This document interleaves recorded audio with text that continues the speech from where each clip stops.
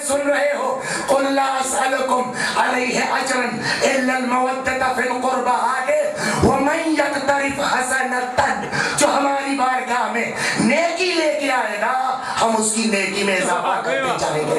اس کا مطلب کیا ہوا؟ محبت اہل بیت وہ نیکی ہے جس کے ہوتے ہوئے برائی اثر انداز نہیں ہو سکتا. بغض اہل بیت وہ برائی ہے جس کے ہوتے ہوئے نہ نماز کام آ سکتی ہے نہ روزہ کام آ سکتی ہے. صلوات پر محمد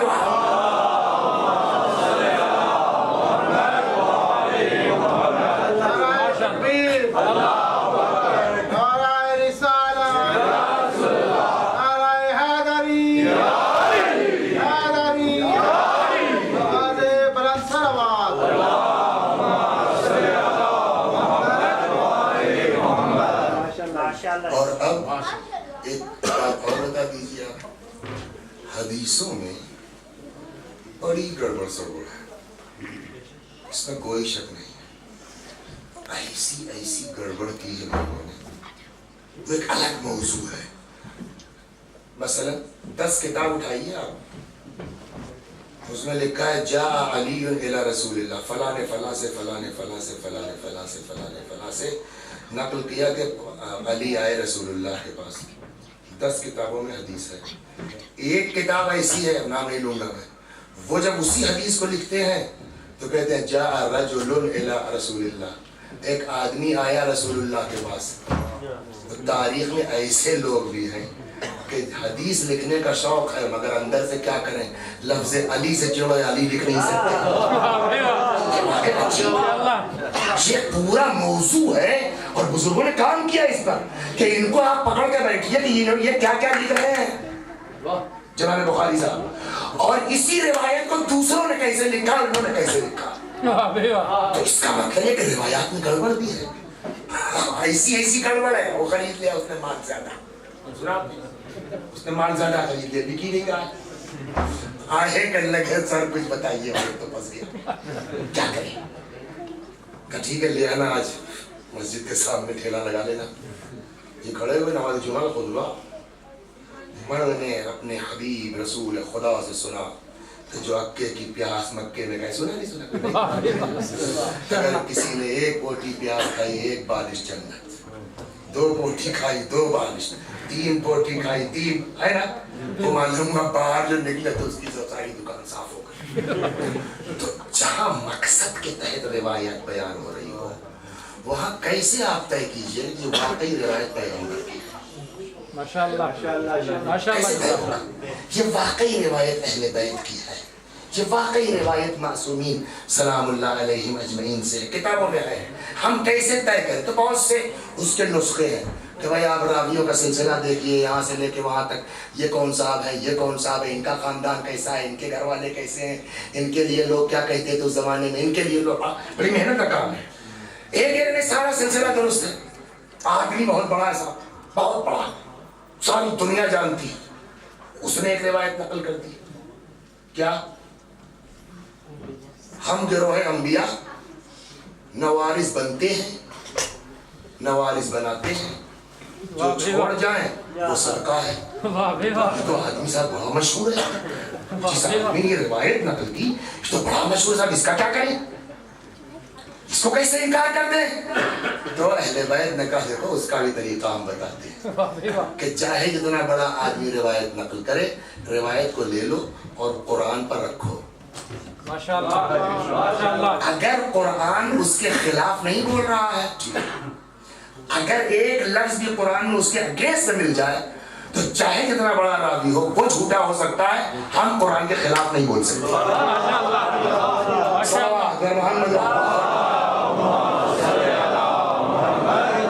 اور اسی بنیاد پر ہم حدیث کو رد کر سکتے ہیں. ہم قرآن انبیاء نہ وارث بنتے ہیں نہ وارث بناتے ہیں, کہا آپ غلط کہہ رہے ہیں. کیسے غلط کہہ رہے ہیں؟ میرا قرآن کہتا ہے کہ جناب جو ہے وہ زکریا نے دعا کہ اللہ ہم کو ایک بیٹا دے دے جو ہمارا وارث ہو جائے, تو قرآن تو وارث کی بات کر رہا. جناب جو ہے وہ داؤد کے وارث سلیمان ہوئے, قرآن کہہ رہا. تو قرآن جب کہہ رہا ہے کہ انبیاء وارث بنتے بھی ہیں انبیاء وارث بناتے بھی ہیں, آپ کہتے ہیں صاحب نبی نے کہا, تو آپ جھوٹ بول سکتے ہیں, نبی قرآن کے خلاف نہیں کہہ سکتے. یہ قانون یہ بھی ہے کہ اگر آیت اگر حدیث سمجھ میں نہ آ رہی ہو صحیح ہے غلط ہے واقعی امام نے کہا ہے نہیں کہا ہے تو نسخہ کیا ہے ہمارے پاس؟ قرآن کے سامنے رکھو، اگر تعویل کر جائے تو ٹھیک ہے نا۔ اب قرآن کا ایک قانون ہم کو اس آدھے گھنٹے میں یہ ملا کیا کہ محبت اہل بیت کیا ہے؟ نیکی ہے، حسنہ ہے۔ یہ تو کلی طور پر بغیر نام لیے قرآن مجید نے کہہ دیا نا کہ محبت اہل بیت حسنہ ہے۔ اب اگر اس طرح کی روایت مل جائے تو قرآن کے خلاف تو نہیں ہے نا، اور جب قرآن کے خلاف نہیں ہے، قرآن تعویل کر رہا ہے اس سے، تو اس کو ماننے میں کوئی حرج نہیں ہے۔ کہ روایت کہاں ہے؟ کہ چھٹے امام نے فرمایا حب علی حسنۃ لا یضر معها سیئۃ، علی کی محبت وہ نیکی ہے جس کے ہوتے ہوئے برائی اثر انداز نہیں ہو سکتا۔ وبغض علی سیئۃ، علی کی دشمنی وہ برائی ہے جس کے ہوتے ہوئے کوئی اچھائی کام نہیں کر سکتا۔ صلوات و محمد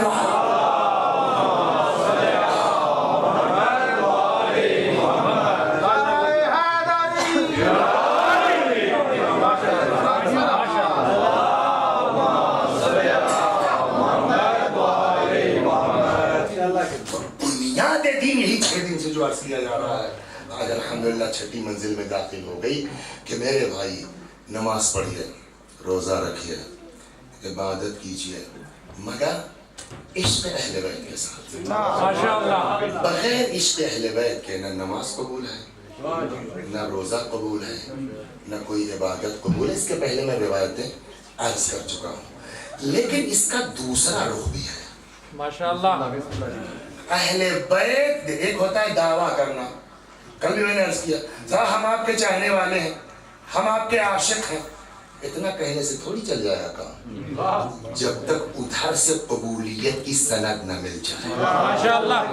ہمارا کہنا کہ یہ عاشق ہے، ہم ان کے عاشق ہیں، یہ آسان ہے، جب تک وہ نہ کہے کہ یہ ہمارا چاہنے والا ہے۔ اور ظاہر سی بات ہے کہ وہ کس کو کہتے ہیں چاہنے والا؟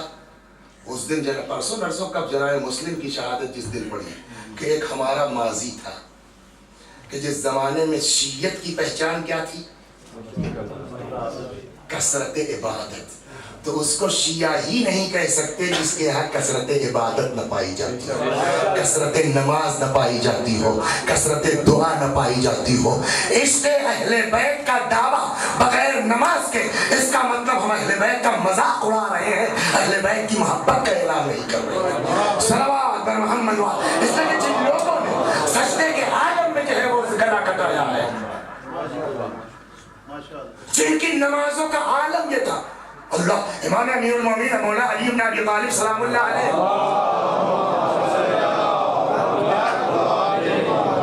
حضرت کے پیر میں تیر لگا مشہور ہے نا، جن کا یہ عالم ہو، حضرت کے پیر میں تیر لگا، بے چینی ہے، چاہ رہے لوگ، چھوا نہیں جا رہا۔ ترکیب کس نے بتائی پتہ ہے؟ نہیں، یہی تو ہم بھی یہی سمجھتے تھے۔ ابھی جو محرم سے پہلے روایت دیکھی تھی ترکیب جناب زہرا سلام اللہ علیہ نے بتائی۔ اچھا یہ لوگ کیا کیا کہ حضرت صدیقہ طاہرہ سلام اللہ علیہ نے کہا کہ ان کے پیر سے ایسے نہیں نکل سکتا، پھر کا تیر نکال لو، تیر اگر نکالنا ہے تو جب یہ نماز میں کھڑے ہوں۔ کیسی نماز ہے، یعنی کیسا یہ خدا کی طرف ہو جاتے ہیں۔ اور اگر یہ تیر والی بات سمجھ میں آ جائے نا، ماشاءاللہ انگوٹھی والی بات بھی سمجھ میں آ جائے۔ کیسے آپ یہ سر عجیب ہے شیعہ لوگ واقعی، میں نے شیعہ عجیب نہیں ہے، آپ کی سمجھ عجیب ہے۔ اللہ ایک طرف کہتے ہیں کہ صاحب نماز میں ایسا کھڑے ہوتے تھے پیر سے تیر نکل گیا پتہ ہی نہیں چلا، ہے نا، اور دوسری طرف آدمی کہہ رہا صاحب وہ مانگنے والا، اس سے آپ نے نماز کے عالم میں اشارہ بھی کر دیا، وہ کیسا سدھا ہوا تھا کہ اس نے آگے انگوٹھی نکالی بھی چلا بھی گیا۔ یہ مشہور ہے نہیں کہ یہی آپ نہیں سمجھے۔ اگر اس کی پہلی آواز پر علی نے اشارہ کر دیا ہوتا اور وہ انگوٹھی لے گیا ہوتا تب اعتراض کرتے ہیں۔ علی حالت رکوع میں ہے اور وہ پبلک سے مانگ رہا ہے، علی کی ذرا سے ہاتھوں میں جنبش نہیں ہوئی۔ جب کہیں سے کوئی جواب نہیں ملا تب اس نے کہا خدا میں نہ کہہ پاؤں یہ میری کمی ہے مگر سمجھنے کا کام آپ کا. اللہ گواہ رہنا تیرے گھر سے خالی ہاتھ جا رہا ہوں. اب جہاں علی کا نفس تھا وہاں سائل کی آواز پہنچی, جہاں اشارہ ہوا تو انگوٹھی گئی.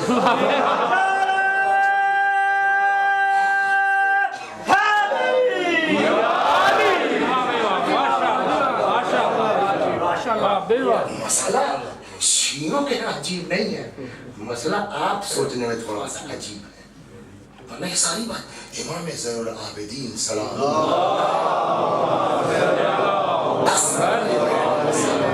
حضرت زین العابدین سلام اللہ علیہ کی دو روایت ملتی ہے. ایک, گھر میں آگ لگ گئی, گھر میں مولا سنا نہیں سنا, آج لیٹ شروع ہوئی ہے, اب مجلس ختم ہونے چکر نہ رہی ہے ورنہ ماشاءاللہ. ہاں صلوات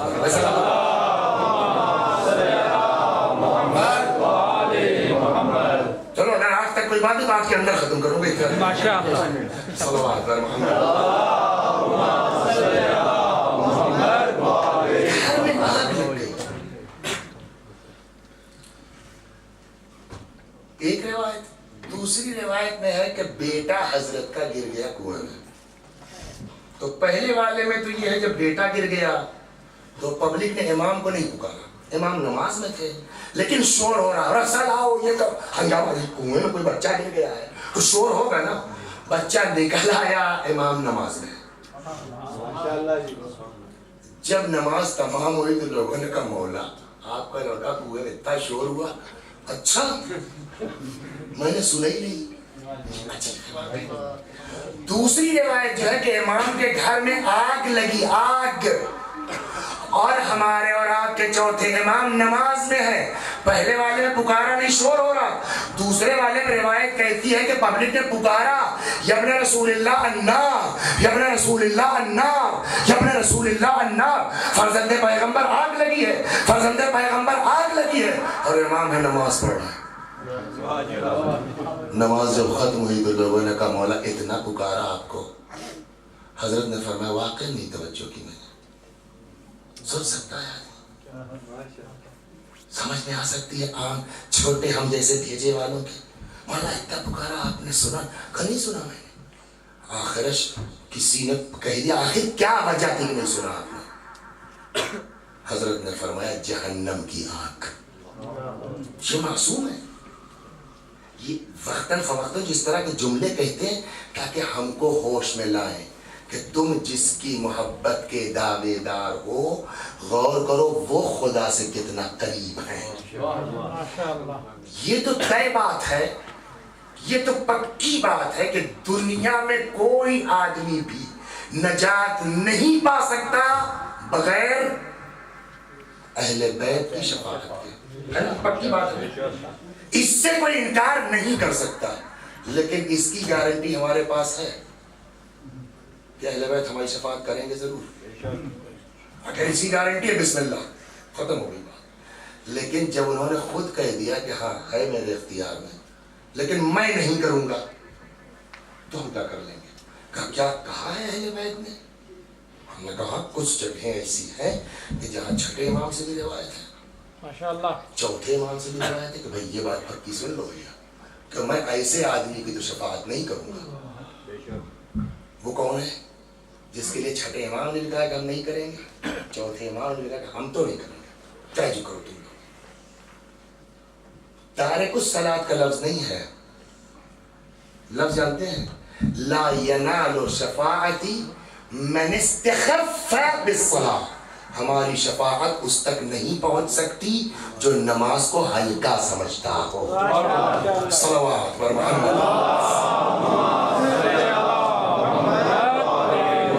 تو سیدھی سی بات, اگر پوری 45 منٹ کی گفتگو کا خلاصہ پیش کیا جائے تو اس کا خلاصہ ہے کہ ساری کائنات پر حکومت ہے آل محمد کی. ماشاءاللہ پکی بات. مگر آل محمد دعوے دار کے ہمدرد نہیں ہے, عمل کرنے والوں کے ہمدرد. صلوات بر محمد.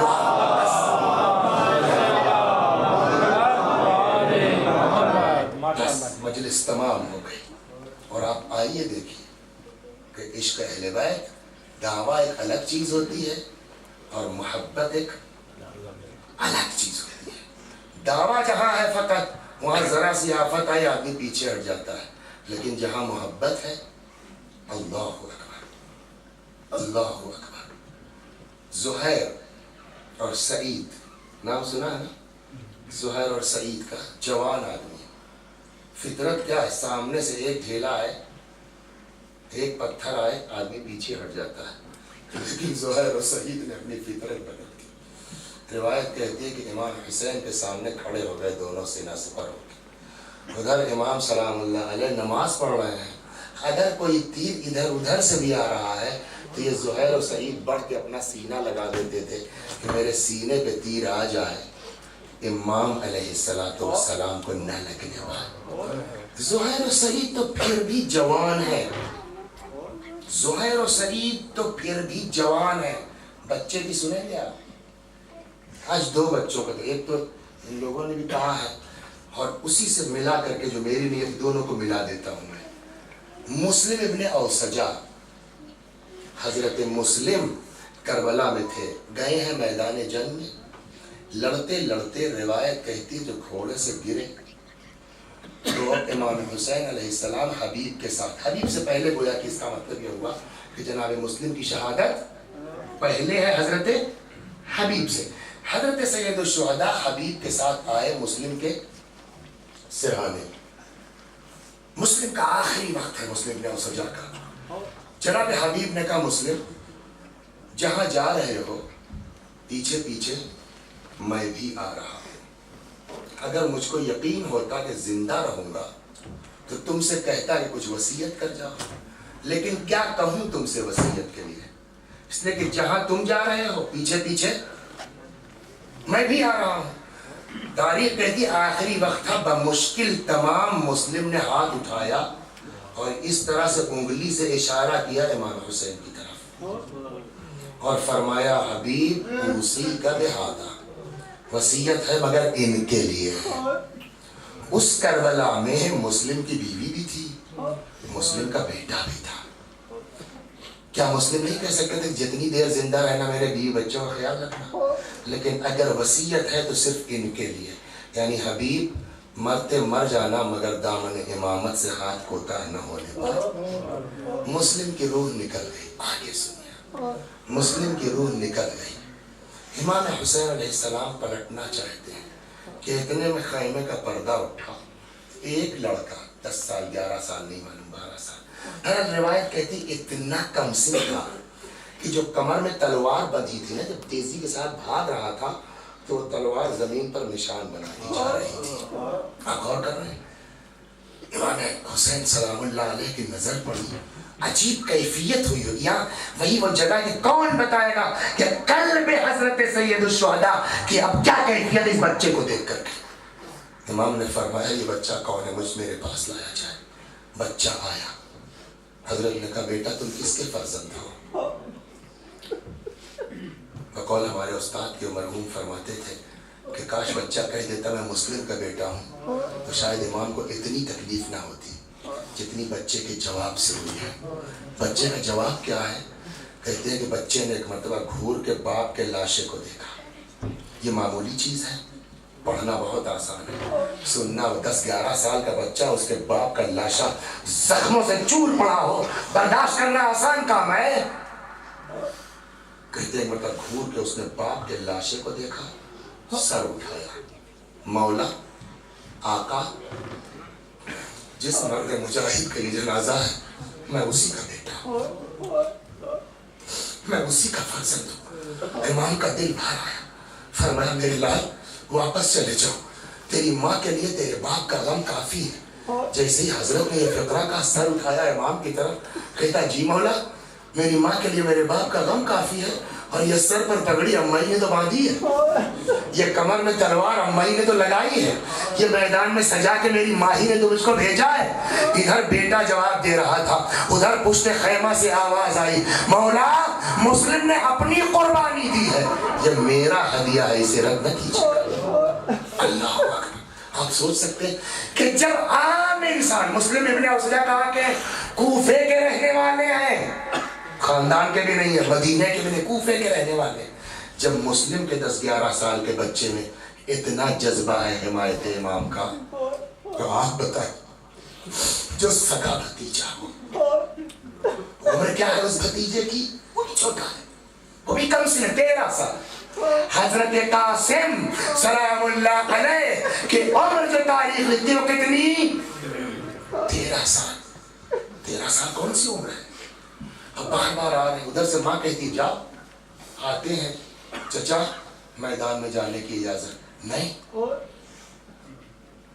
تم یتیم حسن ہو، تم میرے بھائی کی نشانی ہو۔ جب کئی بار ہو گیا دل ٹوٹ گیا، آئے اپنے خیمے میں، روایت کہتی کہ یہ سر دونوں زانووں میں ڈال کے رونا شروع کیا۔ قاسم لگتا ہے تمہارا خون اس قابل نہیں ہے کہ تم اپنے خون کو شہداء کے خون میں ملا سکو، کیا بات ہے، رونا اولاد اولاد ہوتی ہے۔ بیٹے نے رونا شروع کیا، ماں دوڑ گئی، کیا بات ہے بیٹا؟ کہا کہتی ہے میدان میں جاؤ، چچا کہتے ہیں نہیں۔ مادر قاسم نے کہا بیٹا یاد ہے تجھ کو آخری وقت میں تمہارے باپ نے تمہارے بازو میں ایک تعویذ باندھا تھا، فرمایا تھا قاسم جب دنیا کا غم اکٹھا ہو جائے تمہارے لیے تو اس تعویذ کو کھولنا۔ اب اس سے بڑی مصیبت کیا ہے کہ شہادت کی اجازت نہیں ہے، کھولو۔ اب جو تعویذ کھولا تو لکھا ہوا تھا بیٹا قاسم عصر عاشورہ میرے بھائی کو تنہا نہ چھوڑ، عصر عاشورہ میرے حسین کی مدد کرنا۔ خوش ہو گئے، یہ ہے جذبہ شہادت، خوش ہو گئے۔ لے کر کے آئے کاغذ، چچا اجازت نہیں، تم میرے بھائی کی نشانی ہو۔ کہا میرا باپ کہہ رہا ہے جاؤ، کہاں؟ کہیے ایک زمانے کے بعد بھائی کی تحریر بہت کم جگہیں ہیں کربلا میں آپ پڑھیے، اس عنوان سے تاریخ کربلا ایک بار پڑھیں کہ حسین کہاں کہاں روئے ہیں۔ بہت کم جگہیں ملیں گی آپ کو جہاں حسین پھوٹ پھوٹ کے روئے۔ روایت کہتی ہے ایک موقع وہ ہے جب قاسم آئے خط لے کے، بھتیجے کو کلیجے سے لگا کے پھوٹ پھوٹ کے میرا مولا رویا۔ ٹھیک ہے قاسم اب تو سفارش لے آئے۔ اتنے کم سن تھے، اتنے کم سن تھے کہ روایت کہتی وہ رکعت کاٹ کے چھوٹی کی گئی۔ حسین نے خود گھوڑے پر بٹھلایا، جاؤ میرے لال جاؤ خدا۔ قاسم آ گئے میدان، 13 سال۔ نام ہے ایک شخص کا جس کا ازرق، بعض کتابوں میں ارزق مل جائے گا، وہ غلط ہے، صحیح ہے ازرق۔ آج 4000 سواروں کے برابر کہا جاتا ہے۔ آپ ادھر دیکھیے 13 سال اور ادھر بہادر ترین آدمی، کیا عمر؟ 13 سال کی، اور وہ 4000 سواروں کے برابر ہے۔ روایت کہتی ابن عمر سعد نے کہا ازرق جاؤ اس بچے کے مقابلے میں۔ اس کو برا لگ گیا، اس کو یہ بات کھل گئی، مجھ کو بچے کے مقابلے میں بھیج رہے ہو، اس کے لیے میرا ایک بیٹا کافی ہے، میں اپنے بیٹے کو بھیج دیتا ہوں۔ ایک بیٹا گیا، قاسم نے واصل جہنم کر دیا۔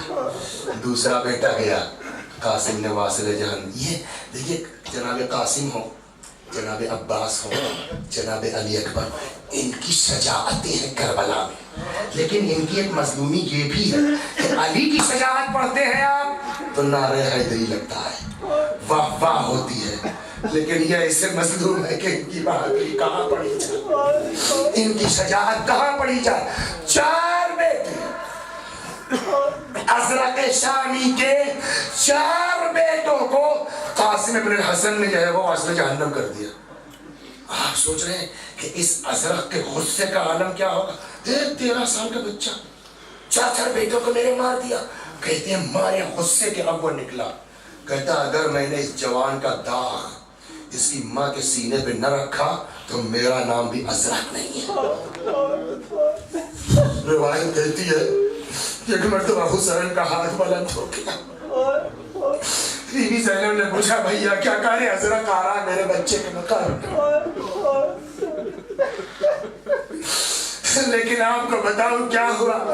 پورے جوش کے ساتھ تو یہ ملعون آیا، مگر روایت میں جملہ ہے جیسے ہی آیا قاسم نے اتنا بولے تمہارا ہی نام ازرق ہے، اس کے بعد جو تلوار چلائی ہے تو تاریخ کہتی ہے مثل کھیرے کے ازرق 2 حصوں میں تقسیم ہو چکا تھا۔ بس اس کے بعد مت پوچھو بھائیو کیا ہوا، اس کے بعد کیسے پڑھو کیا ہوا۔ آواز آئی ایک ایک کر کے، یہ سب علی کے خاندان کے، ساری فوجوں نے گھیر لیا، اور ایک وقت وہ آیا کہ جب قاسم سے گھوڑے پہ سنبھلا نہ گیا، روایت کہتی ہے گھوڑے سے زمین پر آئے، حسین کے کانوں میں آواز پہنچی، یا اماں ادرکنی، چچا میری خبر لیجئے۔ روایت کہتی ہے جیسے باز شکاری جھپٹتا ہو نا، ویسے پورے جوش کے ساتھ امام حسین دوڑے قاسم کے لیے۔ آپس میں فوج میں بھگدڑ جو بچی ہے، ادھر کے گھوڑے ادھر، ادھر کے گھوڑے ادھر، قاسم کا لاشا نہیں بلکہ روایت کہتی زندہ تھے۔ جسم پر جب گھوڑوں کی ٹاپیں پڑتی تھی نا تو قاسم کے چیخ نکلتی، چچا میرا جسم گھوڑوں کی ٹاپوں کے نیچے، چچا میرا جسم گھوڑوں کی ٹاپوں کے نیچے۔ ایک وقت وہ آیا جب حسین قاسم کے سرحانے پہنچے، فوجیں ہٹی، کیا دیکھا قاسم شہید ہو چکے ہیں۔ عجب مرثیہ پڑھا حسین نے، میرے لال قاسم تیرے چچا کے لیے کتنی سخت منزل ہے کہ تو چچا کو پکارے اور چچا پہنچ نہ سکے، اور جب پہنچے تو پہنچنے سے کوئی فائدہ۔ وَسَيَعْلَمُ الَّذِينَ ظَلَمُوا أَيَّ مُنقَلَبٍ يَنقَلِبُونَ إِنَّا لِلَّهِ وَإِنَّا إِلَيْهِ رَاجِعُونَ۔